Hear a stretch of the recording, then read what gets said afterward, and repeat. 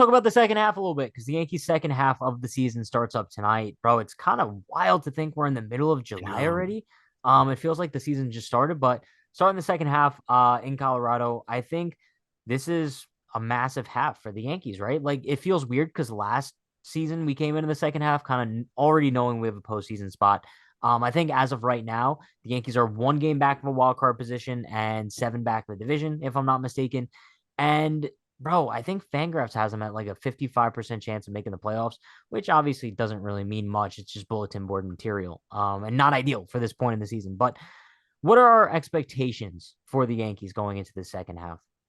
Pretty much the same thing I've been saying. I believe that they are, for all their troubles, in a pretty good spot, actually, just being one game out, 49 and 42. They're in a situation, as bad as it is, it's really not that bad. And then if they just play well from this point forward, which, yes, is a big ass of the current squad, very quickly things can change. You have Sean Casey in, and you have the trade deadline coming up. The Yankees making that move means absolutely nothing unless they upgrade the actual team. And that's something I expect them to do.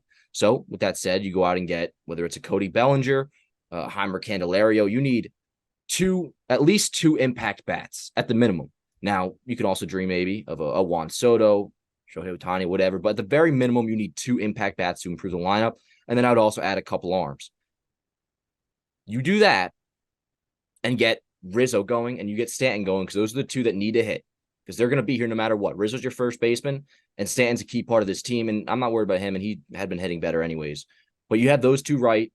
You make a move or two to increase the lineup, improve the lineup, solidify the best pitching staff in the American League. There's no threat that scares me.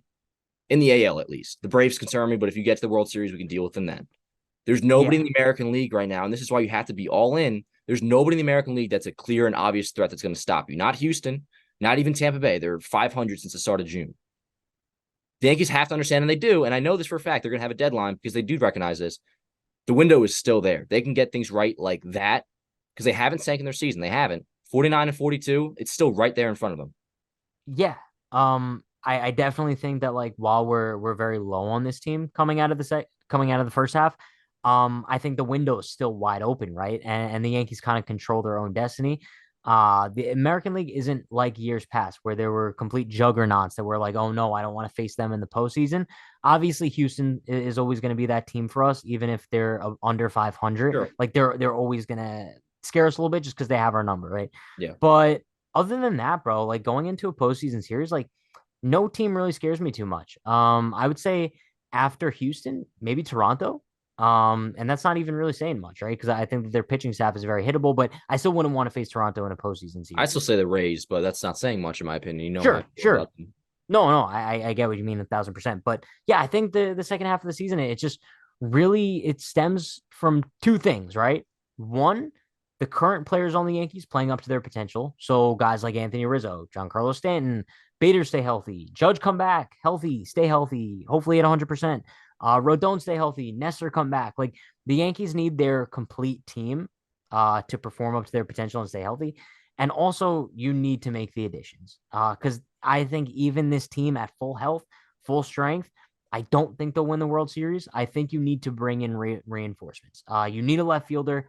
I'd like a third baseman. That's kind of just like a bonus, but I think I would also like a reliever, maybe a starting pitcher. Just like, bro, see who's on the market and see what you can do to improve this team because I think just about every aspect of the Yankees can be improved right now. And yeah, bro. I just think that like going in the second half, I'm kind of viewing it with like a fresh slate. Like I think that the Yeah. Yankees control their own destiny. And if they want to just suck out and they just lose every game from now on, like, yeah, they'll miss the postseason. But I think while they control their destiny in that case, like they also control it in the way of, bro, you start winning ball games, you go on like a 10-game win streak, you're easily making the postseason, and then anything happens from there. So I guess we'll just have to wait and see. But I'm viewing it with a very open mind.